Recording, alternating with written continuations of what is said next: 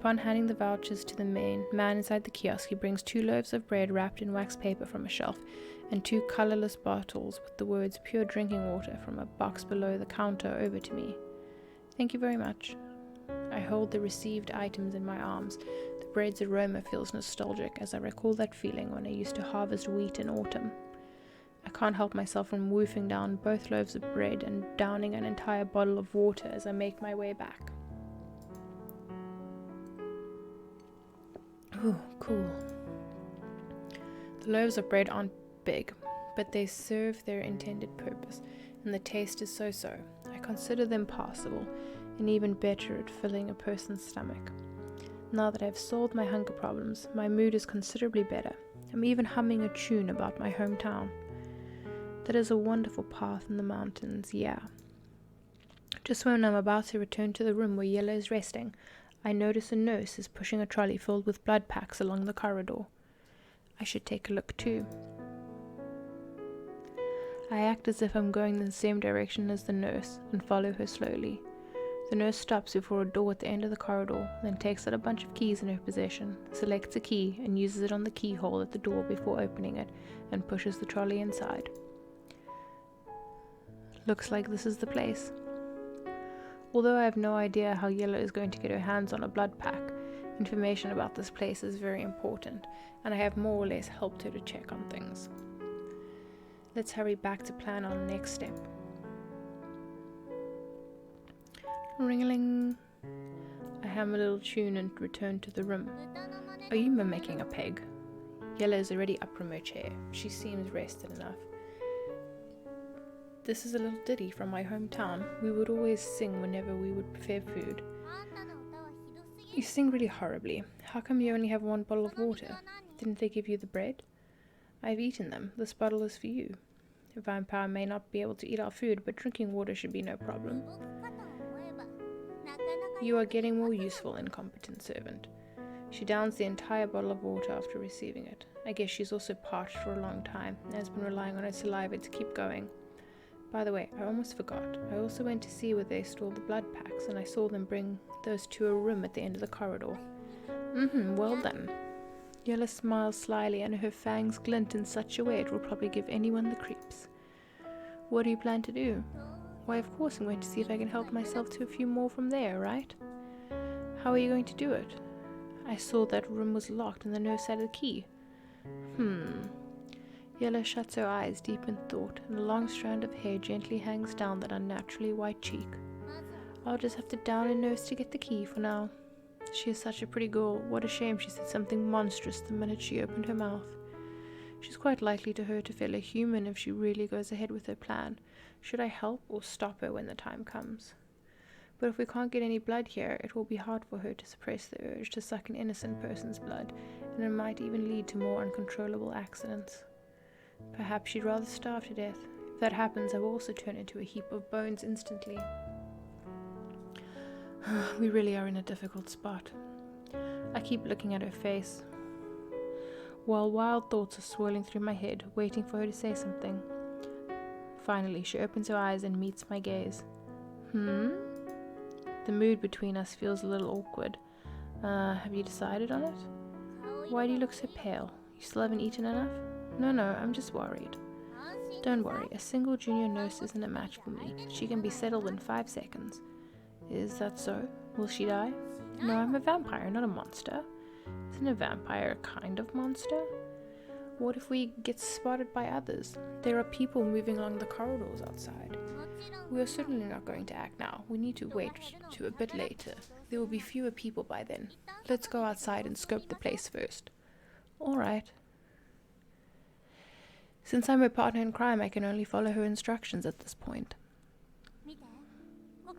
Look, this notice says their opening hours are from 10 in the morning to 8 at night. Yellow points to a sign at the foyer. That means this place shouldn't have anyone around latest by 9 o'clock. But the nurses will also knock off work by then. Not all of them will leave.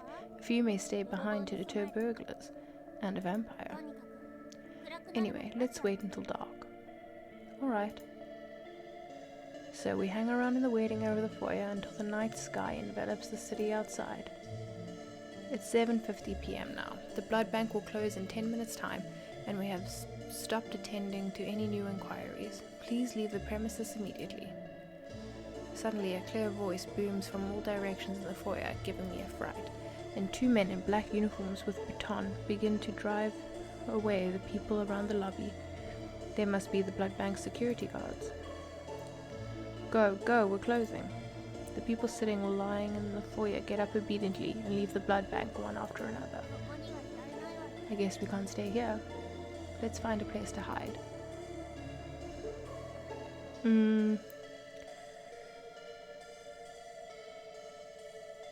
I think they would look in the restroom. Let's find any room to hide. There are so many rooms around here. We should find an empty room and hide inside. Right, let's go. We cross the foyer to find an empty room that isn't locked and hide inside. The room doesn't have anything else save for a tablet at the center and a few bookshelves at the side. This table looks nice. It would take a computer at least 5 years' experience to make such a table. I nod in agreement. It was sanded until it looked so bright and even reflective. Yella studies this table and seems rather pleased with it. I had even ordered a set of table and chairs from the competers in your town and planned to collect them when the curse ended. Who would have guessed that I can't get them anymore? She's saying it in disappointment. Missy, you sure do know how to enjoy life. How about this? We'll carry this table out afterwards. No. Although you said we, I'm sure I will be the only person doing all that hard work myself. Why, of course. Aren't you my servant? It goes without saying that you should carry a table for this lady here, right? What, you have become a down-and-out vampire, my lady? I'm not carrying it. Tusk, what a useless thrall. Someone's here. We hear footsteps from outside while arguing with each other, and they are coming closer. What should we do? I look around the room. It seems we have nowhere to hide at all. We'll definitely be seen if whoever is outside decides to enter this place directly. There. Yellow points to the curtains behind, and I nod in response. So we hide behind the curtains quietly. The amount of space is too cramped, and I have to press both of my arms against the wall and squeeze Yellow between both my arms. I also have to press myself as close to Yellow as possible to avoid forming any bulges in the curtains that may give us away. Yellow lowers her head. She is blushing. Maybe I'm too close to her. Sorry. Shh, quiet. At this time the footsteps stop outside, followed by two people talking with their occasional boisterous laughter in between. It sounds as if they are chatting from somewhere near the door. Since we aren't certain what's going on outside, we can only do our best to maintain our awkward positions without moving. We are so close together, and I can spot a dark-colored mole on Yella's neck, easily. That black dot is very obvious on her pure white skin. Looks like vampires don't have perfect complexions either. Ooh. As I lapse into a daydream while looking at that mole, I suddenly realize something is jabbing at my chest. Upon returning to my senses, I realize Yella is glaring harshly at me, as if she intends to use that pair of purple eyes to poke my eyes out. I know I'm in the wrong, so I look away quietly. Click. Someone has opened the door. The footsteps gradually come closer. I quickly hold my breath. It stops somewhere nearby, and a gruff man's voice issues out next. This fella didn't close the window. I've had enough of him. It sounds like a security guard's voice. I'll show it to him tomorrow. And another guard a little further away is talking to him. Sheesh, if someone breaks in, we'll probably be the ones in trouble. Those people spend so many years in university. I wonder what kind of stuff and nonsense they learn at all. Maybe all those smart Alex figured out the law would automatically punish the bad guys. Really, what a bunch of naive kids. One of them continues to come closer after they finish talking. My heart is racing from the sound of his shoes hitting the floor's surface. The guard comes over to the window. I can even see the side of his face through the edge of the curtains. Mother of Light, please protect me. Please don't turn in this direction. Please don't look here. The guard turns to pull the curtains after he's closed the window, and our eyes meet. Waha! Aha! I see that person's astonishment on his face, and he shouts in surprise at the same time. What should I do? Surrender? Kneel down and beg for mercy? While my mind is blank, the air around me suddenly seems to be tearing itself apart, and that fierce gust of wind prompts me to shut my eyes instinctively. Ah! Who's there? Ooh! I can hear a set of chaotic noises, the guards' cries, and things getting toppled before the room becomes quiet again in just a few seconds. This. I open my eyes, draw back the curtains, and am greeted by an unexpected sight. 2 security guards are lying motionless on the floor. Yella is licking her blood-stained lips while standing next to one guard further away. She has those eyes that resemble a hungry wolf. It's me. We're on the same side. My human instincts kick in, and I become fearful when I see another of humankind end up as her prey, especially when our eyes meet. I'm also worried that she will succumb to her inherent nature and kill me as well, so I hurriedly raise my arms. Why are you raising your arms? I'm not blind, you know. You are really a vampire. I'm a bit relieved when she recognized me, but I still can't stop my tongue from trembling. Isn't that obvious? Yellow glances at me and then turns to look at the guard lying on the floor. He. I stammer and point at the 2 security guards. They're so huge, a single guard can easily defeat 5 people like me, let alone 2 of them. Are you performing in a talent show or something? No. Are they dead? Yella actually can kill them in the blink of an eye. Huh? You experienced that early in the daytime. A human will still be up and about if you draw a packet of blood, and I only helped myself to half a packet from them. I see. Upon hearing her answer, I feel slightly relieved. Please don't stand around like an idiot. Hurry up and search them. Search them? Ah, at once. My legs were a bit weak just now. What a coward. Useless guy. These are instincts. Even a pig will feel fearful upon seeing one of its kind get killed. I told you they're not dead, and they will wake up after a while. If you don't hurry up, I might have to kill them for real. Yes, right away. I kneel beside the nearest security guard and search through his pockets. These guys' blood are rather sweet. I would have loved to suck a little more if we weren't pressed for time. Yella seems to be thinking wistfully. This is a wallet? I retrieve a small black purse from the guard's shirt pocket. It is well made of leather, containing several paper notes and cards. People of this age really are discerning. I stroke the wallet to feel its design before I keep it inside my trouser pocket. By the way, these fellas may even have the key. Search them. Yes. Find a bunch of keys from the guard's leather belt in no time. Every key looks similar and it might take quite a while to try all of them. Alright, let's go. I wave the bunch of keys at Yella. Well done. Let's go get my food. Yella strides excitedly, and I follow her with the keys. Right, it's this place. We arrive in front of the door that I passed earlier, and it has a sign. What does it say? Blood depository. Looks like we've come to the right place. Even if they don't indicate it, I know this is the place. I can smell the aroma from here. You have a keen sense of smell. That's so obvious. Aren't you going to hurry up and open the door? How long do you intend to keep this lady waiting, incompetent servant? Those things don't have legs. Won't run off by themselves anyway. Do you have to be excited about it? I take out a bunch of keys and attempt to open the door with a key. The lock mechanism in this area appears more or less similar to those earlier types that I've seen. Although I can insert every key into the keyhole, only one will unlock the door. How many keys have you tried by now? How come you still can't unlock it? How should I know? The lock and key are complementary. You can't expect anyone to simply insert a key at random and unlock it. You jinx, that means we might only unlock the door with the last key. The guard might not even have the key to this place. Who knows? I grumble to myself as I try every key. Maybe we've been so unlucky because of you. Click. Phew, that's good. It's finally unlocked.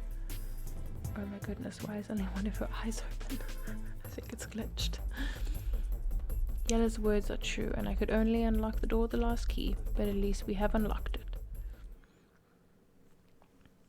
We open the door and go in.